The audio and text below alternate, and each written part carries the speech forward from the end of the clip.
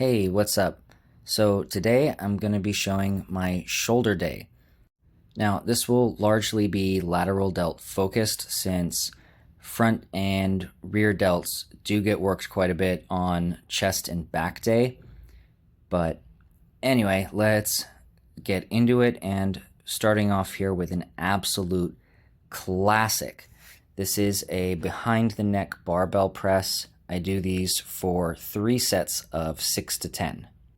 I really prefer these over your standard overhead press because it does hammer the front delts, but it also involves a lot more of the side delts as well as the rear delts.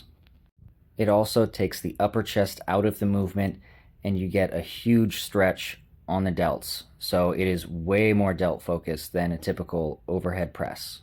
Now, the issue that a lot of people have with the behind the neck press is that they think they're gonna mess up their shoulders. And if you just jump right into it and try to behind the neck press the same weight as your overhead press, yeah, you're gonna mess up your shoulders.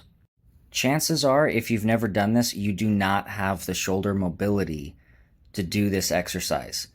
So, if you start with just the bar, only the bar, no weight, and you very slowly work your way up, you can develop the shoulder mobility needed to do this exercise comfortably and safely. And to be perfectly honest, since I started doing this exercise, I have fallen completely in love with it. My shoulders have never felt better, and I just do not overhead barbell press anymore. I only behind the neck press. But anyway, skipping ahead to the next exercise, another classic, the Arnold Press. This one gets a lot of hate, and I really don't understand why. I absolutely love this. You get a bit more range of motion, you get a little bit more side delt involvement, and for me, this feels way more comfortable than a standard dumbbell shoulder press. So I really like these, and I like to do them for 3 sets of 8 to 12 reps. Really, my only gripe with these is that, similar to a dumbbell shoulder press, it's like you're going, you're good, and then you just all of a sudden just gas out of nowhere. I don't know why that happens, but it happens with me on standard dumbbell shoulder presses, and it happens with me on the Arnold press too. Like, I just get to a point and I just can't anymore. But let's move on to the next one, and kind of another classic. These I think are largely forgotten about. Like, if you've seen pumping iron, you've seen Arnold do these. These are lying lateral raise, and I do these ones for 3 sets of 12 to 20. These are so brutal for the lateral delts. I mean, like, just give them a try, and I promise you, your delts will be on fire. To do these and make them so that they're specifically side delt focused, you kind of want to have your arm at about a 45-ish degree angle. Basically, imagine if you're lowering the dumbbell to your hips, but then you want to bring your arm out in front of you just a bit, and that'll be a really good position to get a deep stretch on your delts, and it's just so good. Like, you can see how red my face is turning here.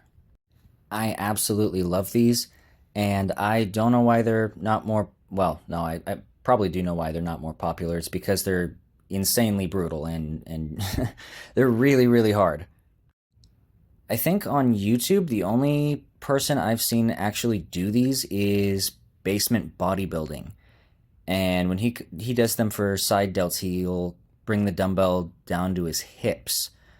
And when he puts his arm out in front of him, he's actually doing that for rear delts. He'll come out more at a 90-degree angle to try to hit the rear delts more, which probably also a great movement. I haven't actually tried these for rear delts, but I should give those a try, because like I've said probably too many times now, these are insane for side delts, so I imagine they're pretty insane for rear delts too. Enough about that though, and on to the next exercise, which, as you guys can see, is an upright row. I do these for 3 sets of 8 to 12. I like to use the easy bar, and I go not really that close on my grip because, I don't know, it's just not that comfortable.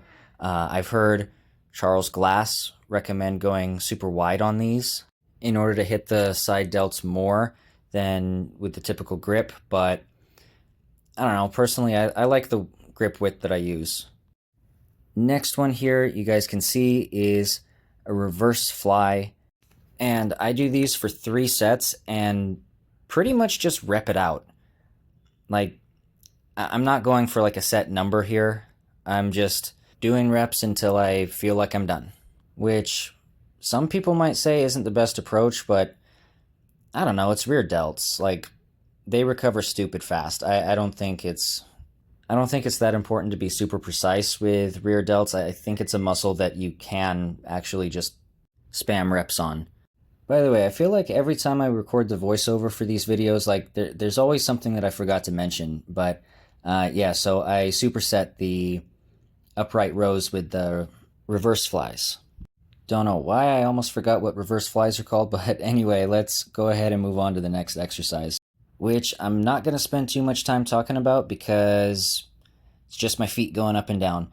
So this is a lying leg raise. I've got ankle weights on, and I've talked about this in another video because I do these twice a week.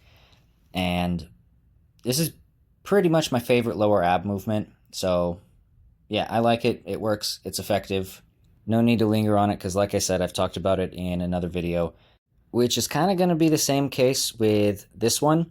Obviously, these are weighted decline sit-ups. I like to round my back on these.